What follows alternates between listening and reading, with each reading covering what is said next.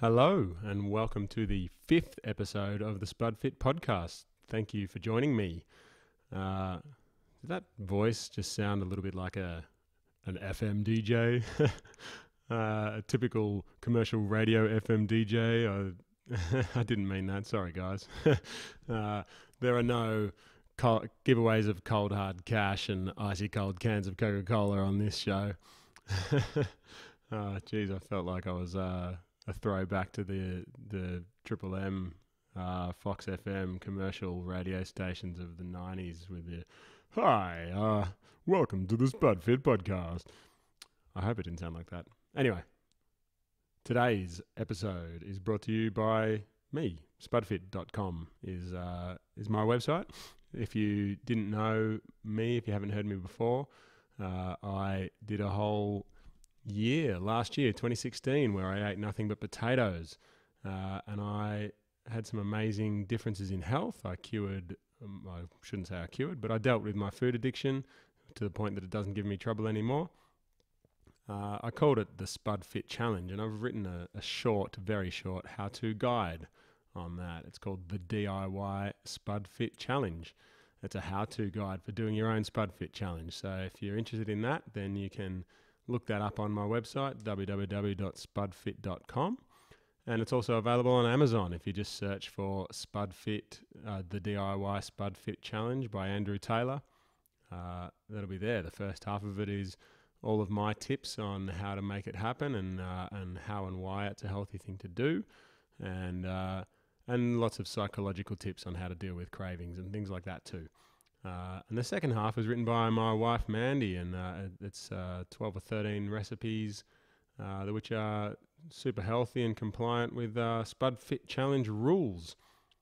So, check out spudfit.com or search for it on Amazon, and I'm sure you'll not be disappointed. It's available as an ebook as well as a paperback, by the way. Second thing is it's the beginning of Starchy Marchy now. I think it's the 2nd of March today. I should check the date. But anyway, it's the beginning of Starchy Marchy. And what is that? That is Mandy's thing. My wife, Mandy, has decided that she wants to do her own Spud Fit Challenge, and she's going to go for all of March eating nothing but potatoes. She watched me do it last year and saw what I got out of it, and now she tried it a couple of times last year for a week or two, and her heart wasn't really in it, but this time her heart is in it, and she's really having a red hot crack at it, getting a whole month done of eating only potatoes in March. So if you want to join in with that, you can do it two ways. You can do it totally on your own, and you can just use the hashtag StarchyMarchy on social media and just do it on your own and share it that way, share the love, and tag me in your posts if you like. That's all good. Everyone's welcome to get involved, but if you want to take it a little step further and get some help or some support, more like it, from me and from a group of other people that are doing it, then go to spudfit.com and click on the link to take the challenge, and you'll see how you can join our private group that supports each other. It's a really fantastic group. I've put a lot of time and effort into it. There's a lot of information in there, and there's a lot of support there too. Last thing before I start talking about Anna, today's guest, is if you like what I'm doing, if you like this podcast, then please share it with your friends. That's the best thing you can do. Take a photo of yourself listening to it. Share it on Instagram, share it on Facebook, tell your friends about it, and also subscribe on iTunes and leave a review. That'd be really, really helpful for me too. I'd appreciate that. All right, today's guest is Anna Weatherlake. I first heard of her when I saw her speak at World Vegan Day last year. I was one of the speakers, and so was she. I didn't catch her whole speech because I was pretty busy being a dad, chasing Teddy around in between my own speaking engagements, but I was fascinated by her talk, and it was weird for me because she's her talk is, and her website, a lot of it is about makeup and fashion and beauty and things like that, girly things that I'm typically, well, I shouldn't say girly, I did during the podcast too, but things that I'm not interested in. So generally anyway, not interested in, but the way she spoke about it made me interested, made me want to know more. So I was interested to speak further with Anna and have this conversation, which I learned a lot during this conversation. Anna's more than just that, though. She's a journalist, she's an athlete, she's an activist, she's a wellness coach, she's a traveller. She obviously does a lot of travel following her fiancé, Peter Siddle, all around the world, he's a fast bowler in the Australian cricket team.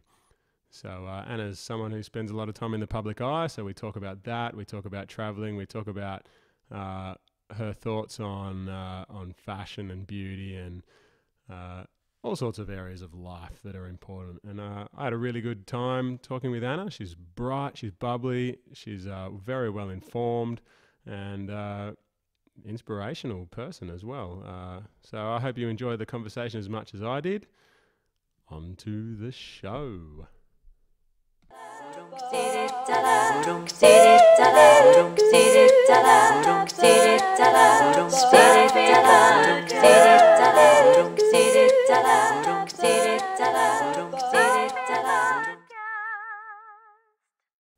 All right, here we are. We've got Anna Weatherlake on the podcast today.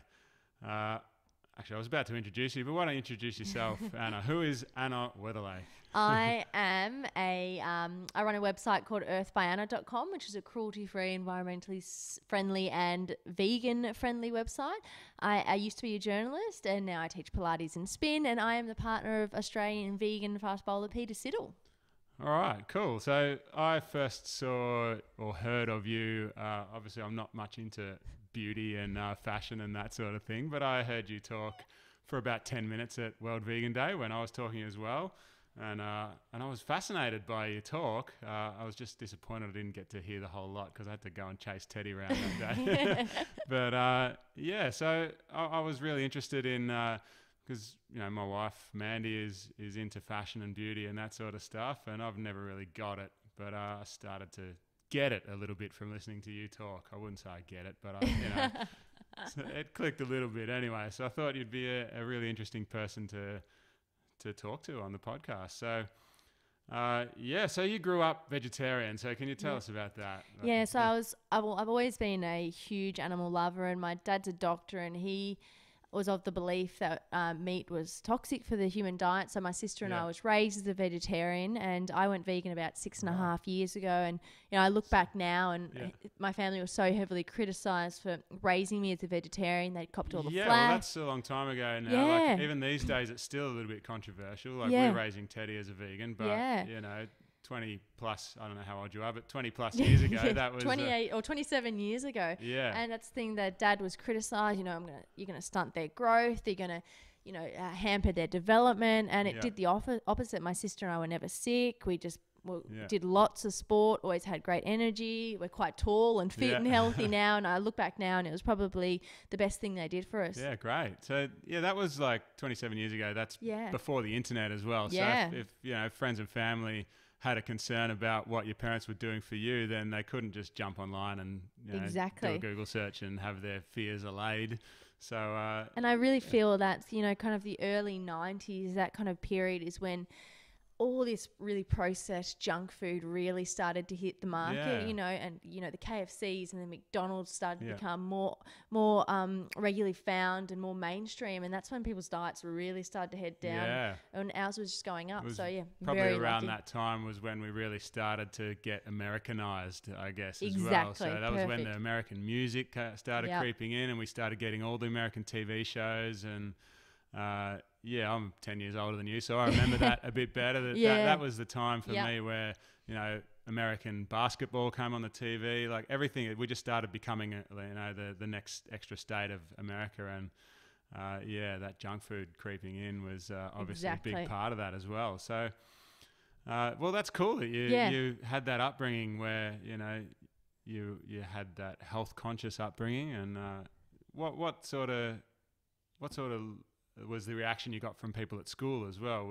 When you're 15, 16 years old, that's when bullying issues and things start happening. Did you have that sort of thing going on at school as well? Well, I was pretty lucky. I was always really into sport, and I've always been quite an outspoken person, so I never copped any bullying, and I ate really healthy at school, and no one really had an issue. I think vegetarianism wasn't as kind of scary, you could say, is veganism back then. And I had a few friends that were vegetarian, so I didn't cop much flack, but definitely when I was younger, my parents copped a bit, but it was all worth it. Okay, because I was a bit of a bogan. I think I was too. But I can only remember one vegetarian that I went to school with, and when I found out she was vegetarian, I made fun of her for it a bit, and that I'm not proud of it. If I could contact her today, she probably doesn't remember, but maybe she does. I don't know, but I would apologise for that. It's so funny. I remember being at school, and there was this one guy at my school that at the time he was quite chubby, wasn't really into sport, and I got an email. It would have been about 6 weeks ago now.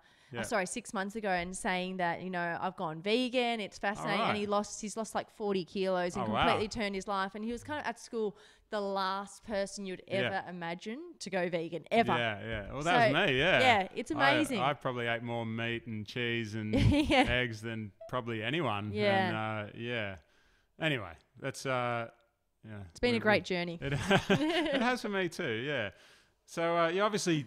You're someone who thinks differently, and that's really, I guess that's the essence of what I wanted to have this podcast for, is to talk to people who think differently, do things outside the square, and people who can inspire me as well and help me to improve and be a better person. And you certainly fit that bill. So where do you think you get your different way of thinking from? For me, I would say it's from my mother. She's a outside the square kind of thinker too. Do you have someone in your life that maybe that comes from?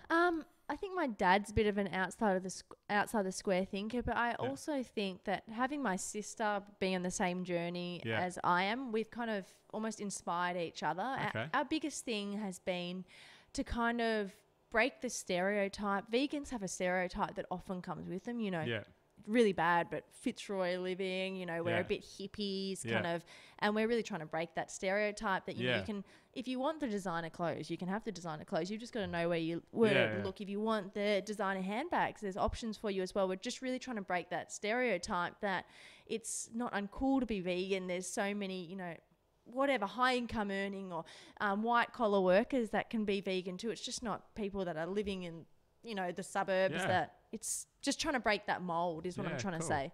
And what's your sister's name? Linda. And does she have a website as well? Yeah, she runs a cruelty-free and vegan-friendly skincare, makeup, hair care website called nina.com.au. Oh, okay, cool. I haven't heard of that. We'll have to look it up. I thought you got some hair products or something. It might go to waste on me. Maybe I could shampoo my chest or something. I'll put her website in the show notes as well, so people can look that up. So, what do you think led to, you're obviously vegetarian for a long time, so it's only a small step to go vegan, but what led to that change for you? For me, it was just, it was ignorance. I used to be a cheese lover. Like, I was a cheese fiend. I loved it. And I never really considered the actual what goes on in the dairy industry. And I remember watching a video years and years ago, and it really opened my eyes. Like, I wasn't familiar with the mother cows having to keep having babies to produce the milk. Like, I just didn't put two and two together. It was stupid in hindsight now.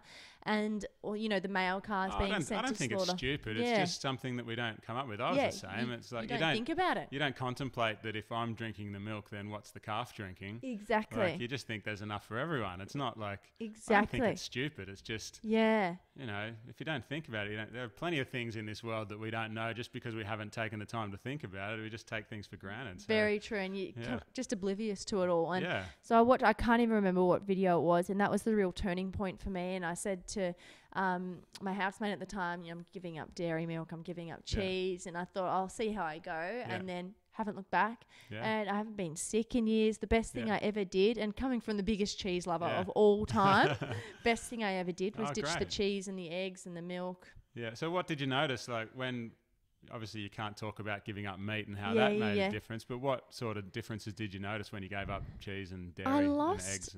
Well, I've always been really physically active all my life, and I found that when I gave up the cheese and the dairy, little areas of weight, which I never kind of thought I'd be able to get rid of, they just lost in those areas. I felt my skin got better. I had more energy. I wasn't getting sick, and just from giving up that dairy, I just felt better in myself as well, and just I started to look leaner. All these benefits came from giving up dairy, which I never thought would actually come. I thought I was just doing it for the animals, but turning around now and looking back, I actually did it for myself. Yeah, that's cool. The thing you mentioned about skin, I'm not really interested in my skin, how it looks and all that, but my wife says I've got a pregnant glow. So you do have a glow coming from the top of your head. Yeah. I got that solar panel up there.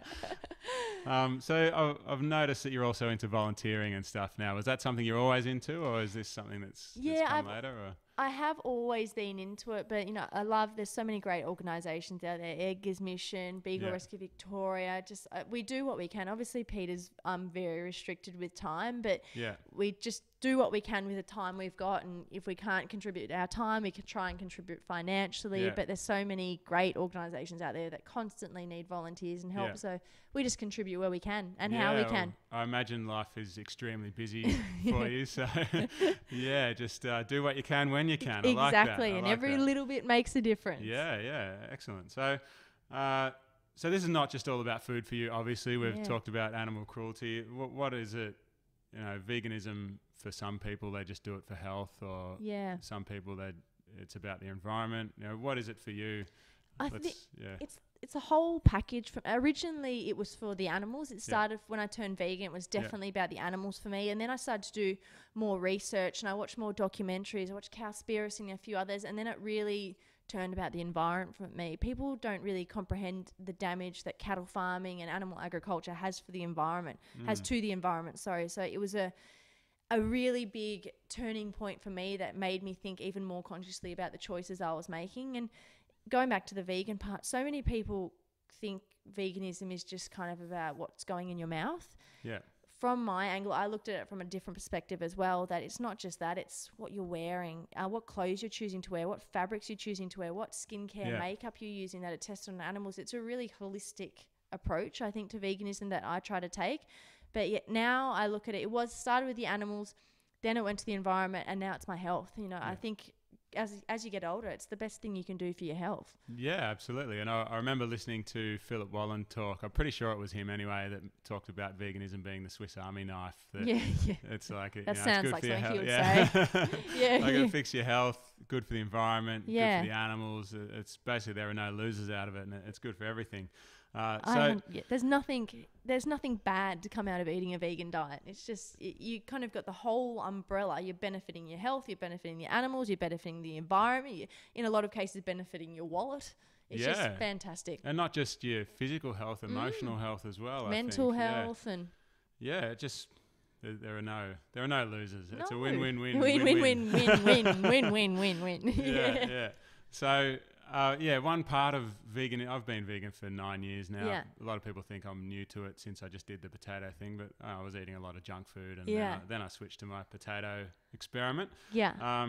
But one sort of aspect of veganism that I had never really thought about, but despite being vegan for quite a long time, until I heard you talk at World Vegan Day, was, like I said, fashion and beauty and, all that girly side. I shouldn't say girly. I'm sure there are blokes that are into it as well. But that side of things that has never really crossed my mind. And my wife's really interested in beauty and makeup and fashion and that sort of thing, and I just don't get it. So and it's not something I've ever thought about in terms of veganism until I've been looking on your website, and I think it's really cool that you're trying to get people to think about where their makeup and their clothes come from. And so can you talk to us about how you got into that? Again, I think at the start I was quite oblivious to materials like silk, for example. People don't associate with silk coming from silkworms, and the fact that hundreds of thousands of millions of silkworms are getting boiled every single year just to produce a fabric that something like a polyester can mimic. Yeah. And that, for me, I kind of sat and thought, why is what I'm wearing more important than a life? And now I look at the fashion industry now, and it's coming forward so quickly. We're seeing materials like Pinatex, which is leather made out of pineapple. We're seeing, it's amazing. Made out of pineapple. And that's not only good for the animals, but it's also good for the environment, because they're making it from the pineapple leaves that drop on the ground that would more often than not just regularly be discarded. Yeah. So they're making Pinatex, and they're making something called mooskin now, which is leather out of mushroom. And you're seeing all these It's amazing. That's incredible. And I look at it like people always have said to me, oh, leather is of better quality or silk is a luxury fiber. Yeah. I kind of look at it as now, this technology that's coming through for Pinatex and Mooskin, that is an art, and that is something that is so rare, and the quality that they're creating in it, that's a luxury item. Not absolutely. A Prada bag that's made from a baby cow. Yeah. These new technologies, that's luxury to me. And I even like brands like Rombort, for example, who's founded by one of the old head designers from Lonvon, which is a massive designer warehouse. He's gone out and made his own vegan shoe range now. Oh, really? Yeah, it's amazing stuff. And then all the other brands, Matt and Nat, they're just really pushing the boundaries of what fashion is. Yeah. Stella McCartney, another great example. So for me, it's going back to the veganism again, taking that holistic approach to and educating yourself about where all these fibers are coming from, which we don't need. We just don't need it. Yeah, they're obsolete. Yeah, almost. Exactly, and I feel that's the way the industry will eventually go.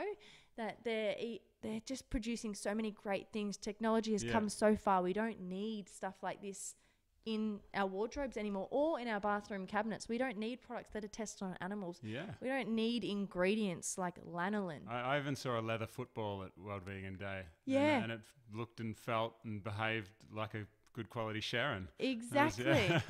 I think you've just got to break people's conception that, leather is of better quality to the alternatives. Yeah. It's just not true. Yeah. I guess a big part of making the change happen is going to be, I don't know what the price of these materials are now, but once it gets cheaper than leather, then real leather, than cow skin, then there'll be no turning back. Exactly. Why would anyone get it if you can get a better quality product? Exactly. That's better for the environment, better for the animals, and it's cheaper, then there's no other way to do it. 100%. Even like fiber, I know Kathmandu and the North Face and the kind of outdoor brands are now moving to fibers like Primaloft, which mimic down in its entirety. It gives the fluffiness of down, it gives the warmth of down, but without the cruelty. I'm just learning. So I knew you'd be a good guest to get on. So all the fashion stuff, it fascinates me as well. I'm constantly trying to keep up to date with what's happening, but it's just such a growing industry. It's almost hard to keep up. It's fantastic. I think in the next 10 or so years, even longer, we'll see some incredible technologies coming into play. Yeah, I could compare that, I think, to Tesla. The cars, because there's been lots of people that have tried to make a good electric car before and they've failed because they've just been, they look terrible and they're pretty nerdy sort of crappy cars, but then along comes Tesla with this awesome car and they offer vegan seats. Yeah, they do offer vegan seats. Yeah, but it's just a cool car. If you're into cars, this is a cool car, and you can look at this the fashion industry in the same way, I guess. That if you come along and you try to get into, making vegan leather, but it's just not that good. Well, it's probably not going to take off. But exactly. You've got to really push the boundaries, I think. And that's Elon Musk. I'm pretty sure he hasn't put a patent on any of his electric designs. I read that. So hopefully some of these other cars will come through and do the same now. But vegan seats, what a win. I just wish I had the bank balance to afford one. Don't we all? Yeah. So journalism is a thing of your past as well, which I find interesting. Is that something that contributed to wanting to make your own website so you could continue your own writing? And it was a case of about a few years ago, Peter was living in England. We were doing a lot of traveling and I stopped working full time just so I could actually see my partner. Yeah. And it got to a point where he would have been off all around the world, wouldn't he? 10 months of the year out of the country, and it just wasn't becoming good that he was away as much. So he said, stop working full time and start traveling a bit with me. And we were living in England and I couldn't get another working visa. So I was sitting there for 6 months going, I'm so bored. What can I do? So I just started Earth by Anna, and I've always loved writing. And I thought, what is a great way to, find a way to write what I'm passionate about. So I just started Earth by Anna. It kept me busy over there and I really enjoy doing it. Mind you, I've been a bit busy the last 3 months, so I haven't been doing as much, but I'm getting back onto it. And I think it's a great platform to kind of share what I'm thinking and, again, try and break those stereotypes that often come with vegans, you could say. Definitely. And there's a lot of time to pass on a test match as well. 5 days. I've learnt to master that now. I just take a notepad and just jot down ideas all the time. You'd get a lot of, especially during the days when Mm. Australia's fielding. It's Oh, not, yeah. You'd probably get a lot of notes done. Yeah, a lot of napping. Yeah. A good one. Yeah. So, like I said, fashion and beauty has never really been an interest of mine. Yeah. My wife is into it. Personally, I probably a lot of blokes would say the same, that, I just like how she looks without makeup, and Yeah. I don't understand the whole need to put makeup on, and I don't understand fashion. I don't understand why, a dress could be awesome this year and not so good next year. Like, you're the same person with the same dress. What happens between now and next year? So, old season. Yeah. Old season stuff. No one wants that anymore, apparently. Yeah. So, well, I guess that's two questions. So start with makeup. Like, why is it a thing? My wife hasn't been able to explain it to me in a way that makes me get it. Maybe you can.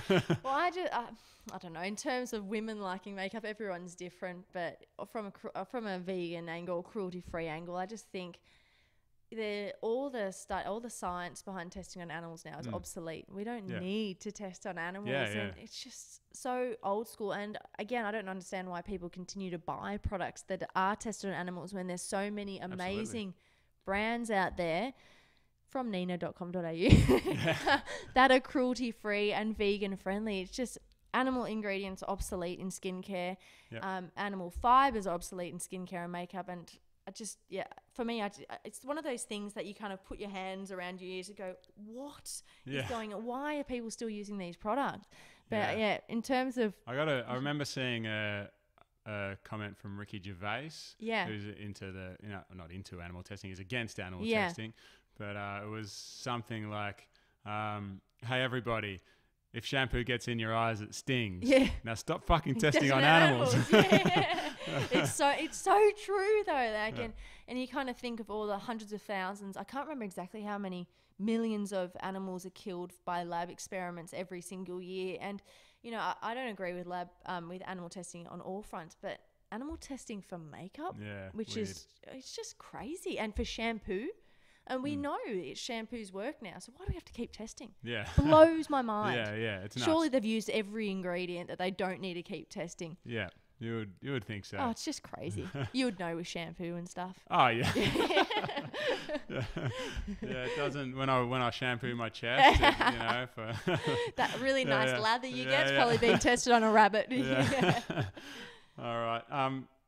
So onto the beauty side of things, though. So what is it that, why is it such a big industry, basically? Why is beauty such a big thing, outside animal testing and veganism? Why is it, it's not such a big, I guess it's getting bigger for blokes, but why? I don't get it. What do you think? I don't know if it's something to do with maybe social media and the pressure that people feel now to maybe look a certain way or look good. You could say the same with, cosmetic enhancements. So many young girls are really feeling the push to, go and get lip fillers and all this stuff that is tested on animals again. But I honestly feel Is that tested on animals too? Yeah, Botox, stuff like Botox. There's no escape for them. It's terrible. It's really bad. So all those cosmetic fillers and stuff are tested on animals as well. But I think it might come back to, especially for young girls, just feeling the pressure to look a certain way. And that could be part of the reason why the beauty and makeup industry or cosmetic industry is just growing so rapidly. And my partner says the same about me. You look so much better without makeup. But as a woman, I like to put something on in the morning, whether it's just simple as a tinted moisturizer to give me something to make me feel better. And women, I feel, are a bit more self-conscious than men about their appearance. So, I do think social media's had a big So role do you to feel play in like that. if you've got that tinted moisturizer on, or I whatever go kind from of a makeup, 6 to a 10. I more mean like internally. Does it make you? Do you think you maybe have a better day?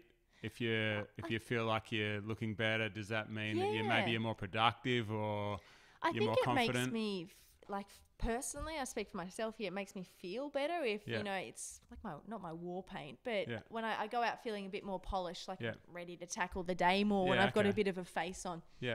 Okay. But I'm not one to wear much makeup anyway, so I exercise all the time. Just a tinted moisturizer usually does me for the day, but it just makes me feel bit more awake, a bit more polished. Oh, fair enough. Whatever works. Yeah, so back to the fashion then. This idea of, you know, like we said, of something can be cool now, but not cool, you know, next year. You know, I've basically have never bought an item of clothing for myself in the last 15 years. Everything I've got has been your old clothes wouldn't fit you anymore, though. Well, yeah, but I've been shopping and but only, I've never gone. Even when we went shopping, I didn't go on my own. We would just happened to be at the shops, and my wife would just drag me. You need a new shirt. Come in here, and she'd make me try on a few and buy something. And and apart from, you know, I get clothes for presents or whatever, and I'm just not into it. And I just don't understand. You know, if I've got a cool shirt like this shirt that I've got on, I've had for a few years, and I didn't wear it for a few years in between because I got too big for it. But it was cool when I got it, and I like it now, and it's a few years later, and it's probably out of fashion now, but I don't understand. Each to their own. Yeah. So but again, what do you think is what drives that, basically? Why do we have to have, you know, this dress is cool this year and it's not next year? What do you think is behind all that? That's a great question. Again, I think it almost goes back to social pressures, more so with women. I can't speak for the men, but Sid's, my partner, doesn't really conform to, like, if he likes a t-shirt that's 2 years old, he'll wear that t-shirt. But I'm the same as well. I have a denim skirt that I wear all the time, which is like 7 years old, and for me it's kind of just dressing with what I like.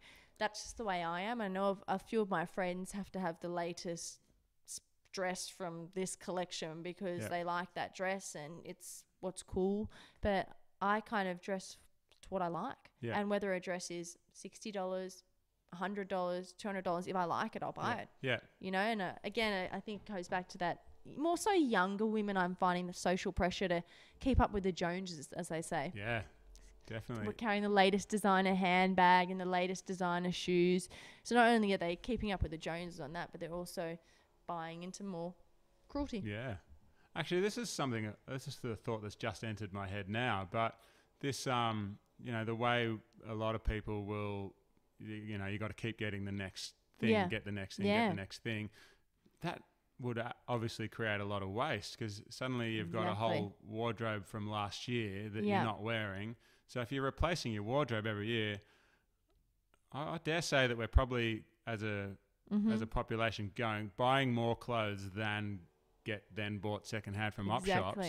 So we're creating a lot of waste too. Is that something you've thought about before? Exactly. Yeah, definitely. And, you know, I definitely am someone that probably has bought far too many clothes and far too many shoes in my past. And it's just exactly what you said.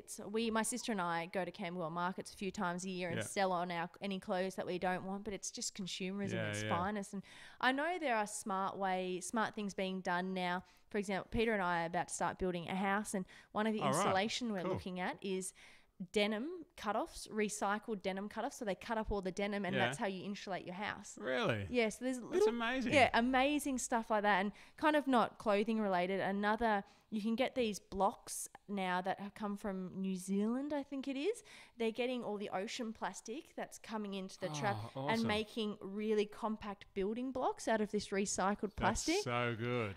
There's roof tiles made out of 100% recycled car tires. So we're getting smart in the way they're... Oh, this is exciting. Yeah, they're getting smart in the way they're coming up with products, but consumerism in terms of fashion, and going back to skincare and makeup as well, we feel like we need to buy the latest product with the latest science or technology behind it, and for what kind of, it's again maybe keeping up with the Joneses, but we definitely as a society, I think as a whole, spend far too much money. Consumerism.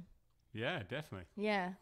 Now you spend a little bit of time on red carpets and doing photo shoots and things like that. Have you found anything difficult about that? Like, you know, when you get a designer dress made to go to an important function, and you're going to be on TV and that sort of thing, how do you go about that? Well, I imagine not every high-end designer is making vegan stuff. So, well, I'm very, very lucky. One of my good friends owns a company called Kaya One Day Bridal, and she's dressed me for quite every kind of red carpet event I go to. She'll dress me, and she knows how passionate I am about not wearing silk, so she custom makes everything for me with no silk, no wool, no leather. And on the photo shoots, I've made it clear if I have to do something, I won't wear any of those fabrics. Sometimes I have to bring my own shoes to things, but a lot of them are very understanding now that they know I don't wear silk, wool, leather, and it's easy to accommodate for. it's never been an issue. So okay, that's hopefully great. it stays that way. I was expecting it to be a hard thing, that there'd be a lot of closed minds in the industry. I don't know if people are too scared to say no, you can't, in fear of how I'll retaliate. But I've never had an issue with it. All right, Kaya, that's great. at one day, she's actually making my wedding dresses as well. So she's found this fiber that mimics silk in its entirety. So some of it's made from the top of my dress, all vegan dresses. Yeah, she's just fantastic. I'm very, very lucky. But I honestly feel that people may be too scared to try and put me in silk for fear of what I'll say to them. Yeah. Oh, you got a reputation that precedes you. Yeah, exactly. Yeah. Oh, cool. Well, since you've brought up your wedding dress, well, let's talk about your wedding then. Yeah. You're getting married soon. We How are. soon? 8 weeks. 8 weeks. Okay, soon. So all hands on deck at the moment. Yeah, it's busy time. Yeah. Very busy time. And it's an all vegan wedding. All vegan wedding. So we're having about 70 people at a friend's property in the Yarra Valley, and it took us about, I'll be honest, about probably 8-9 months to find a venue, because Peter's best mate is this amazing chef, Shane D'Elia. He owns Maha, Biggie Smalls, and very well-known chef. I haven't heard of Biggie Smalls, but Maha, we've had a great meal there. Great vegan meal. So he's doing all that. I can't afford to go there more than just the once that we've been there. It's been on the pricey side, but he's in Sid's bridal party. I don't know how you say the men's Groomal party. Groomal party, that'll do. So he's doing all the food, and it's strictly vegan. Wow. We're working on a menu at the moment. I'm sure it's going to be a good menu then. From my experience of Maha, that was pretty incredible. And that was one thing we really wanted, because we have struggled to find somewhere that would let us bring our dogs. Are coming as well. We've got 4 rescue dogs, so they're all walking down the aisle. Nice. And we struggled to find somewhere that would let us bring a team of chefs in and bring the dogs. So our friends are kind enough to let us use their property. And we're also Darren Purchase, who owns Birch and Purchase. He's never done it before, but he's creating a completely vegan dessert station. Oh, cool. So, and Sid's suits are made out of wood pulp. He's getting shoes from Brave Gentleman in New York, so all vegan shoes for his groomal party, if you can call it that.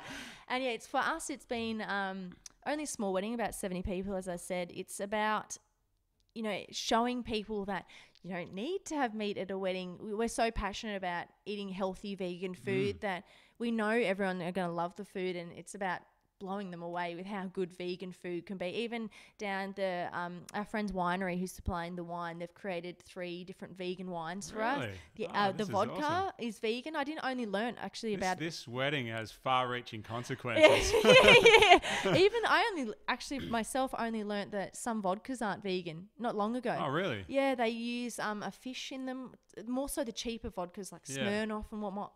I was completely oblivious. I'm not a heavy drinker anyway, but all our vodka is being imported by a friend's brand, all vegan. So we're really kind of pushing the boundaries with what we're doing here, and just hoping to show people that you don't need silk in your wedding dress for it to be a beautiful dress. You don't need to serve meat if you don't want to serve meat. It's your wedding. You kind of do what you want. Yeah, we had a vegan wedding too. Ours was a lot less complicated. We had the same issue though. We couldn't find a venue that was going to do it. So we basically, my mum and a few friends cooked up the food, and we went to a friend's place that had like a bit of land down the Mornington Peninsula, and just had a outside wedding, and just probably did all the food. And I should have done that. Maybe a bit cheaper. They're so expensive. Oh, but I'm jealous of having what was his name again? The Maha. Shane D'Elia. I'm jealous of having him cooking food at your wedding. That's my mum did a great job, but sorry, Mum, you're not Maha. Well, that's a big thing for us. We need to blow people away with how good vegan food. Maybe there'll be a few vegans that walk out of there. We'll see. Yeah, cool. This is awesome. Yeah. So, who in your life inspires you? That's the next thing I want to talk about, because you're obviously you're an inspirational person for lots of people. There were lots of people that I saw watching your talk at World Vegan Day, and so you inspire lots of people with the way that you live your life and your website and everything about you is inspirational. So who is it in your life that inspires you? Look, this is going to probably sound really corny, but Sid's, my partner, is someone that really inspires me. He grew up in the country, Gippsland, 3, 1 meat, 1 veg kind of family. And when he went vegan almost 5 years ago, he also gave up any alcohol at the same time. So he hasn't drank for nearly 5 years, not even a drop. I'm not even allowed to put red wine in the pasta sauce. And he went vegan at the same time. And when he first did it, he cops so much criticism. He's someone that's very much in the public eye from every angle. He was copying it, the media, his teammates, the Cricket Australia's support staff, every angle. Really, and he stayed strong, and he hasn't. I'm a bit of a cricket fan, so I do remember when that happened. Yeah. I was vegan at the time, so there was no criticism for me. I was able to, send links to my friends and say, hey, look. Yeah. I'm glad you're on his side. Actually, this is an interesting... I just remembered I was at a Bucks Day for a good mate of mine that was getting married. I was out at the Bucks Day and there was a barbecue happening and someone offered me a snag. Yeah. And I said, no, thanks. And he said, oh, what about a hamburger? No, thanks. What about... And he kept on offering me all this other stuff. And normally I'd just say, no, thanks. I didn't want to bring up veganism, but because he kept offering me this stuff and I kept saying no, I said, no, I'm not going to have any of it because I'm vegan. Yeah.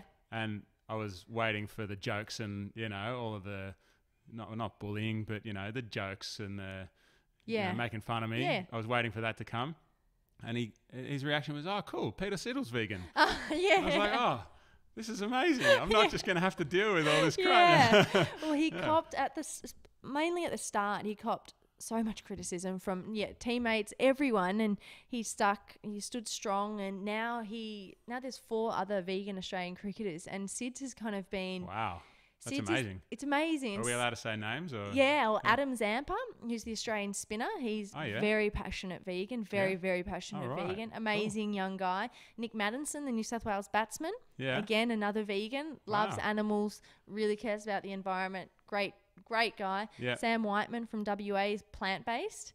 And then there is Kane Richardson from South Australia as well, very close with Adam. He's plant-based as well. And Sid's, I feel... Do you think it's partly from his influence? Or? I can't speak for all of them, but I feel Sid's, I think, was... Oh, sorry, Jason Gillespie as well. I did know about him, Yeah, Dizzy. He's a very passionate vegan. He went vegan because of I think his dad passed away from a bowel cancer, maybe? Something like that. Yeah, I read about that. It was some sort of illness, that caused him to look into what might have caused it. And, And so Sid's, I can't speak for all of them, but Sid's was the first one to go, and I feel that the other ones have almost had the confidence because they are so much in the public eye and they're constantly open to criticism that they've just been so much more open to the idea because Peter's already doing it. And there was not too long ago. He's opened the door up and made it easier for other people. Exactly. Yeah. Not so long ago, Peter's had people come up to him on the sidelines. It would have been about 6 weeks ago. This young boy came up to him and said, Peter, I'm vegetarian because of you. And he's always so positive, so optimistic. And Peter really leads by example. And I think that's so important for vegetarians, vegans, whoever, to lead by example and show others that you don't have to, any little bit makes a difference. That's what I'm trying to say. So he's an inspiration to me. He's an amazing guy. Oh, Such a compassionate heart, and he's fantastic. And he's been fantastic for the veganism movement from an athlete's perspective, I think. Yeah, cool. Yeah. Well, that's fantastic. Yeah. You know what? You should marry him. Yeah. I think I'm going to. He's a great guy. Well, yeah. While we're talking about him, then how did that come? Was it your influence on him that made him choose to be vegan? Or I was always the one doing cooking all the food, and I would never cook meat. I've never cooked meat. I wouldn't know how to cook meat, and so I was doing all the cooking. And then he just turned around to me one day and said, "I'm going to give up drinking and go vegan." And I was like, "Let's see how long this lasts." Yeah. And how long was that into your relationship? Oh, about a year. So not too long. I thought, oh God, he's bluffing. And he always kind of said, I never ate much meat anyway. But he did. And he loved his cheese. And, that's what everyone says when they meet a vegan. I don't eat much meat. Bull. But then, he hasn't looked back. He's unbelievable. Once he was on tour in India a few years ago now, and he called me and was really upset. I go, what's wrong? And they served him a crab roll instead of a tofu roll. And he was just devastated. But he did it. I think I was the influence, but he's done all his research. He did a lot of research into, Brendan Brazier. And he's really good friends with John Joseph from the Cro-Mags. He's the Iron Man from New York. Yeah. Oh, I don't know him. I know of him. Yeah, well, they're really good mates. So he was another inspiration. Peter and John. Oh, really? Yeah. How did that come about? I can't even remember. John, I think, contacted him on social media years. No, actually, I do remember. We ran into him at a cafe in New York. And John came up to Sid's and was like, mate, are you an athlete? It was at a vegan restaurant. You're an athlete. How do I know you? And Sid's like, I play cricket. And John's like, that's that sport they play in Australia. And they just became really good friends. Wow, that's cool. And so that Sids really wants to do an Ironman when he retires. So I think they're going to, I don't know what they're sorting out, but he's amazing as well. So I basically just know of him from the Rich Roll podcast. And Sids has spoken to Rich Roll a few times about his diet. There's a lot of people that had, even though I think I'm a really supreme athlete, Sids thinks otherwise. So he went to other people for inspiration from him. And it's been great to watch him do it. Observing from the outside, he's amazing. Well, and he's, Australian fast bowler, there are a lot of people probably listening that are not from Australia, but if you want to choose a manly man type of thing to do in Australia, it's to be a fast bowler, a cricket fast bowler. You look through the history of Australian fast bowlers, and they are burly, manly, big moustache, beer for breakfast, kind of. They're like, they're fearful men. They're frightening, and so for of any profession to go vegan, you and I know that there's performance gains to be made from it, but the general public doesn't have, there's a stereotype of veganism of makes being you weak. It makes you weak, and it's not a manly thing to do. So it's a very brave thing for him to have done, and I guess there was probably some blowback from that. Like, how can you be strong? How can you be Definitely. And there still is. He still cops it all the Oh, time. he still does. Okay. If you bowl, it's so funny. Whenever he bowls really well, no one says anything about it being vegan. Whenever he may have a bad day in the field, which we all do. It's because of the vegan diet. It's definitely because of the vegan diet. Yeah, but any success, nothing to do with it. He's only got, I don't know if it's 2 wickets or 1 wicket to become the most successful Victorian fast bowler of all time. Really? Yeah, so he's just got to get there, and then more than Merv. He's about to overtake Merv. Really? Yeah. He's just got to get the I can't remember if it's 1 or 2 or 3. I know it's around that number. And then most successful Victorian fast bowler of all time. And you watch, no one will say it's due to his diet. It'll be, they'll say because he ate meat when he was a 3-year-old. For people that don't know what I'm talking about when I said Merv, when I was talking about the big, manly, fearsome fast bowler, he is the epitome of it. He might not be the beer gut.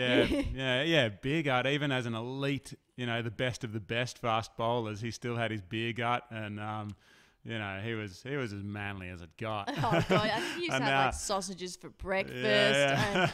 Gross. Yeah, and now the shriveled, anemic vegan's about to overtake him. He's so malnourished. No strength. Back to that strength thing though, Sid's found when he made the switch to a plant-based diet that he calls himself plant-based because he has to still bowl with a leather cricket balls, and it opens him up from the crazy ones to criticism that he's not a real vegan because he has to. The vegan police would have something to say about that. Exactly. The level 5. Level 10 extreme.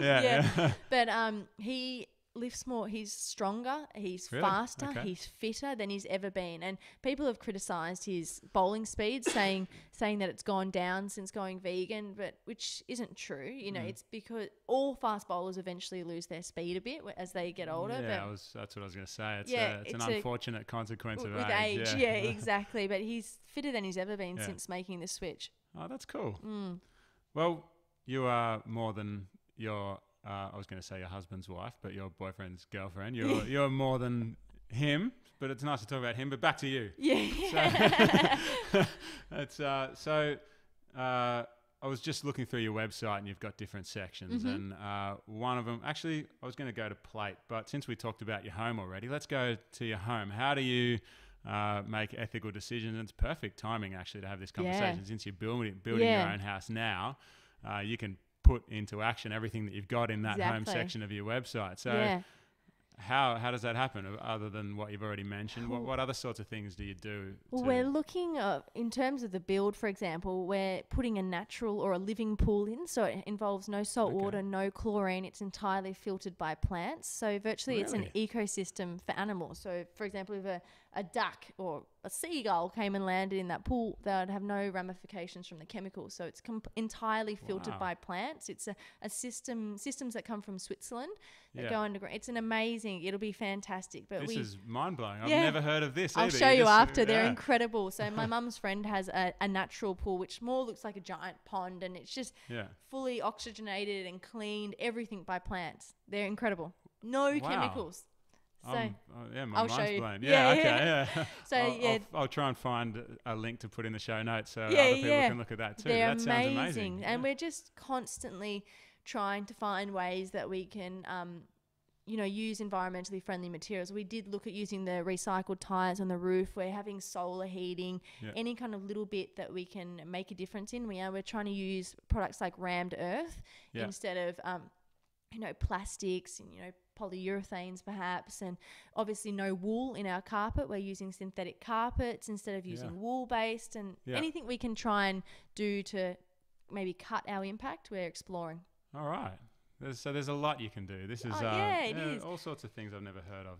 You just got to look outside the box. I know going back to Tesla, they've released a roof tile now, which is like solar powered roof tiles. I've read about that. Yeah, amazing. They look pretty amazing. Yeah, and one of the things we're installing in is a Tesla Powerwall for, it's like a solar. Are you getting one? We're getting one. Cool. Yeah, little things like that we're Nice, trying to further advance, and they're already apparently it's what most people do now. They're installing for one day when we have an electric car, like all the power that we'll be able to install something that can charge an electric car. Apparently that's what everyone's doing now. Yeah. Amazing. Nice. I'll take one of those. Yeah. I'll take 3. Yeah, exactly. All right, that's cool. So plate was the next part of your website that's the main interest for me. Yeah. So that's obviously the plate, that's about food. Do you have a dietary philosophy or a certain, there are lots of different ways to be vegan. Do you have a certain way that you're more into? Like there are fruitarians, there are the McDougall starch eaters, which that's sort of what I'm trying to do. And there's the Joel Furman, so many different the ways. nutritarian. There's all these different ways to do it. Do you have a certain way that you subscribe to? Or No, I wish I did, but I'm kind of the philosophy, have a little bit of everything to an extent.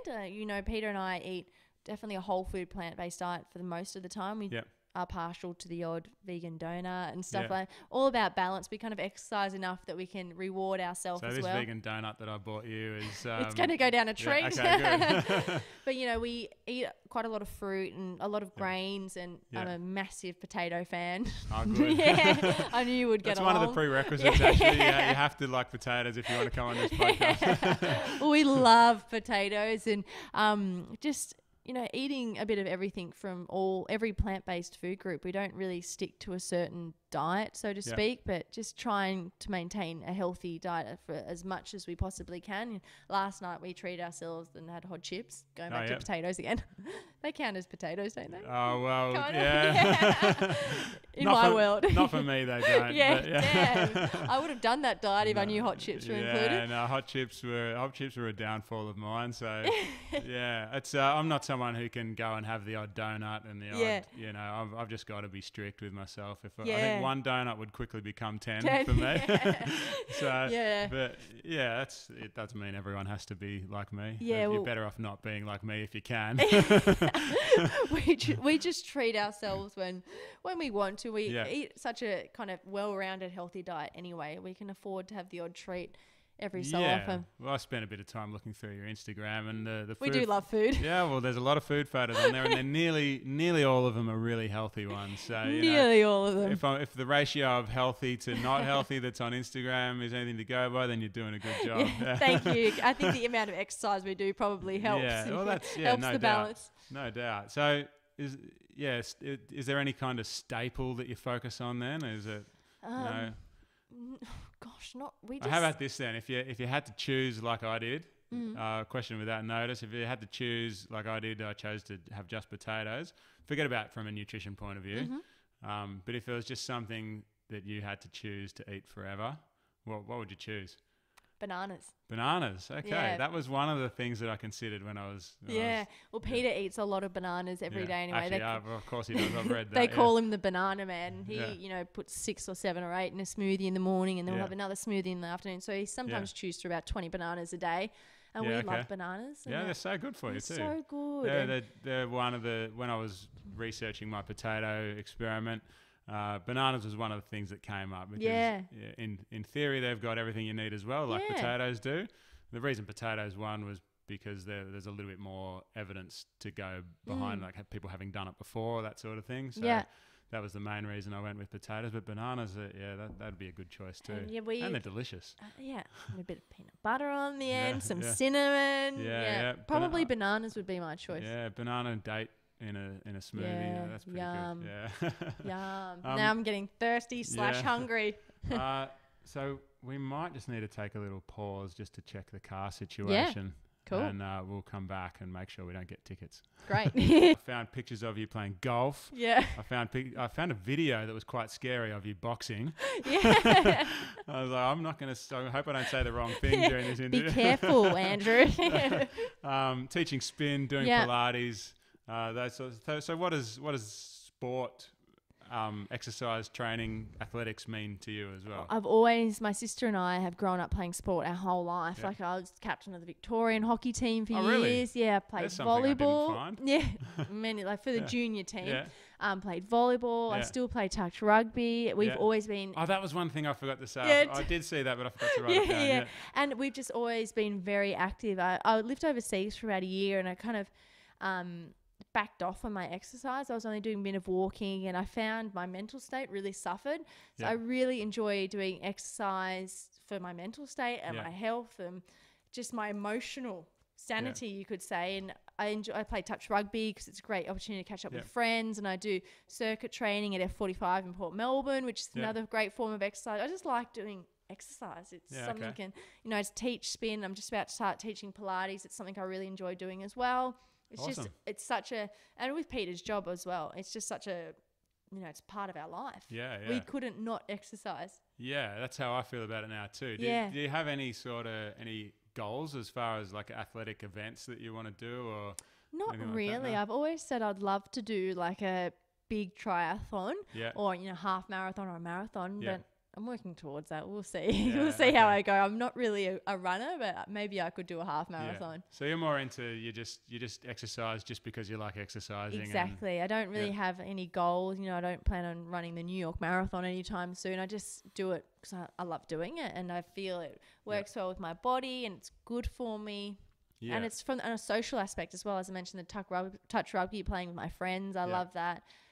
Yeah. Well, I get a lot of emails and questions from people about what exercise should I be doing, how much should I be doing, because I didn't exercise that much in the beginning, but in the second part of the year I exercised quite a lot, and I get a lot of questions about how often, how many minutes per day, what type, all of that. People just want all this information about exactly what they should be doing, and my answer is always just to find something you enjoy doing. Like the best kind of exercise is the one that you can do consistently because you like doing it. Exactly. It's something like, for someone like me, I love walking, but I don't really particularly like running. I don't like running, so I'm not going to go and start running and do something I don't enjoy, because that's just going to deter me from exercising even less. And HIIT training at F45, I love doing that, so I go, and it's great because it's exercise. Something works better for someone than it does for someone else. Yeah. So you should find what you enjoy doing. Yeah. And then it doesn't really feel like exercise. Yeah, exactly. If it's a chore, then there's going to come a day when you're over that chore. Yeah, I can't be bothered. Yeah, had a gut full of that. But if it's something you like doing, then it's no trouble at all. And I think it's important to work it into your routine. I'm a routine person, so I get up every morning at 6:30 or 5:30 to go and exercise. Yeah. It's part of my day. Yeah. And I don't really miss that ever. Yeah. Unless I work it into my day. Yeah, that's something I'm working on at the moment, because life has got exponentially more busy for me since this whole challenge finished. And of this year, last year was the year of the Spud. Yeah. I'm Spud fit though, so this year's got to be the year of getting fit. And getting that routine happening is something that I've been struggling with. I've sort of been trying to fit in a training session at some point during the day wherever I can, and Sometimes I don't get it done. Sometimes I do, but I think I've got to take the same approach as you, where I get up and get it done first thing in the morning. Get it done first thing, and then you don't have to worry about it. 'Cause Yeah. I find too, if I miss a morning exercise or workout and I'm left to do it in the afternoon, I'll make excuses. I'm too tired. I've got this much to do. I've got this to do. Yeah. Get it done in the morning. You don't have to worry about it. Yeah, and over the course of the day, there's so many different things that can come up to get in the way. But if it's the first thing you do, then nothing's going to get in the way. Friends want to catch up for dinner. Just get it over and done with. Yeah. All right. That's your new goal. Yeah, that is morning exercise. It is. I'm going away at the end of the week, but then when I get back, it's 5 a.m. starts. I think there's no reason why you can't exercise when you're away. That's a good point. Yeah. Well, that's leads into the next question. Actually, you're into traveling's a big part of your life. Yeah. So how do you keep up this wellness lifestyle that you lead while you're travelling? Well, as I said, normally I find myself, I'm traveling with Peter. It's not often that we're not traveling together because he's maybe got a tour on, and I will find a way to work exercise into my routine, regardless of where I am. I travel with skipping rope all the time, and if the gym doesn't have a facility because they're lightweight, easy to travel with, I travel with resistance bands as well that I can wrap around my legs and do some side work.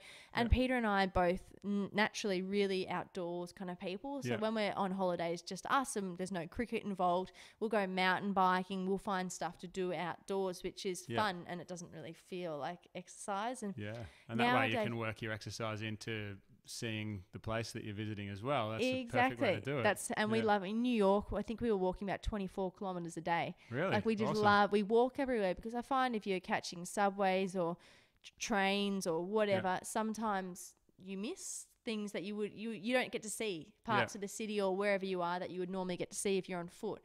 And in terms of food, from a wellness perspective, we use Happy Cow all the time. The Happy Cow app is the best thing ever. We were in Switzerland a couple of years ago, really remote town, and we caught a cable car to the top of this mountain. I wasn't walking up that mountain. A cable car to the top of the mountain in this tiny restaurant up there. Lo and behold, they had a vegan menu in the middle of Switzerland. Sids and I were like, oh my, when the vegans do that happy dance, the last thing you ever expect to see, vegan menu, and the food was unbelievable. Yeah, cool. Cheese capital of the world, and we find a vegan menu. Best thing ever. All right. So I've got to get up at 5 a.m. while I'm in San Francisco. Yes. And get out there and it has a lot of hills. You can do some hill runs in San Fran. I haven't been there, but I'm sure I can. I have heard that it's hilly, so I can pack your skipping rope. Yeah, I do have a skipping rope. I should do. That's a very good advice. Yeah. All right. So 5 a.m. starts while I'm away. Hill runs, skipping ropes. Oh, good. So as we've talked about, mentioned a number of times throughout this, you're a busy woman, and busy. It's hard with leading such a busy life to maintain this mythical thing to me called balance. So I try to be balanced, but I'm an unbalanced person. It's very hard to make it work. I'm either doing something full on or not at all, it seems. So how does that work for you? How do you get balance in your life, or do you just not bother with balance? How does it work? That's a good question. I think I'm the same as you. I try to find balance, but depending on who you're asking, I probably don't have it either. I'm kind of all systems go kind of person, and finding balance. Sometimes I find it hard Sids and I find it hard to find time for each other. So that's a really important thing for me. Going back to the exercise again, that's just in my routine. I don't miss that, but finding the balance is, spending time with friends. I don't see my friends a lot anymore. We're all very busy, and we all lead completely different lifestyles, like lawyers, real estate agents. And it's just, balance is a word I'm still trying to get my head around, but I am trying. We'll see how we go this year. I said this year I'd work more on it. But it seems the older you get, the less time you have to find balance, don't you think? Yeah. It's really bad. Add a little toddler for me into the picture, and that makes it even harder. Yeah. See, my dogs are my toddlers. So well, you got 4 of them, didn't you say? 4 rescue dogs. Yeah, so they're going to take up some time too. Crazy. Yeah. All right, so let's wrap it up then. You've obviously your website's it's a big part of your message. I wonder if you can just, there's a lot of information there. Can we boil it down to, a simple message that, if people want to take away one thing from this podcast with you, that they can use to lessen their impact? Or what do you think? Can you simplify I think things? What I often try to tell people is every change, regardless of how small or it's how small you think it is, makes a difference. Yeah. If you're a meat eater and you're wanting to go on the vegan journey, start by doing 1 day a week and then move to 2, then 3. Every little bit makes a difference, and don't be scared of change. I think that's a really important one. Don't be scared of change and lead by example. There's a lot of the level 5 vegans, as we call them, out there that often scare people away, but it's really important to encourage others. If they, not even from a vegan perspective, you've got friends that want to lead a healthier lifestyle, support them and encourage them regardless of what part of their journey on. Leading by example, support and encouragement, and don't be scared of change. Yeah, that's a perfect way to finish it. Great. Well, yeah, I'm one that to think that any step in the right direction, no matter how small, is a step worth taking and a step that should be encouraged. So I agree, and going back to that, I've often, all the time, I've heard people criticize. I'll go back to vegans criticizing others for not being the right vegan, and it can be frustrating at times. But people that are making a step, encourage them. Yeah, you're not going to get people on your team if you're constantly criticizing them. Encourage them. Yeah, even if Sam Kekovich decided to have meatless Mondays, we should still applaud him. Encourage him. Encourage him. He probably should do a meatless Monday. I think he looks like he needs one. Yeah. All right. Hopefully, don't sue us, Sam. If you're listening. Stop doing those lamb ads, Sam. Yeah, stop it, Sam. But all right. Encouragement. Take little steps. Lead by example. All right. It's been a pleasure, Anna. Thank you for having me. It's been amazing. Thank you. And keep doing what you do. Thank you for doing what you do. Keep doing it. I'm going to try your diet this year. Let's see how long I last. All right, I'll put your motivation might not be as high as what mine is for that. Well, if hot chips is in the mix, maybe it will be. Okay, well, I'm here if you need me. Thanks. All right, thank you, and Spud up.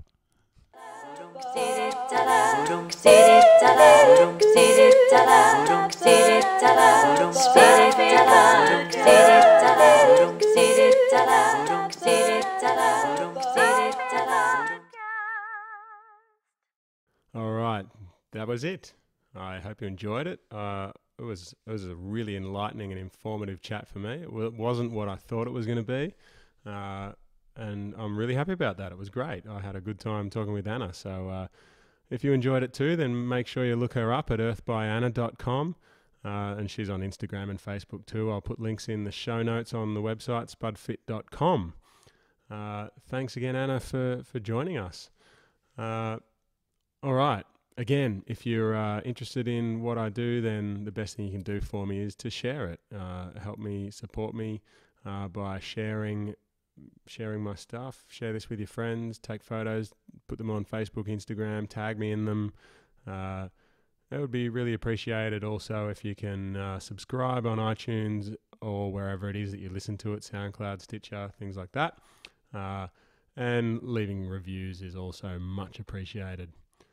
Just quickly before I go, again, if you're interested in my book, the DIY Spud Fit Challenge, then check it out at www.spudfit.com or look it up on Amazon or iBooks as well. And also Starchy Marchy.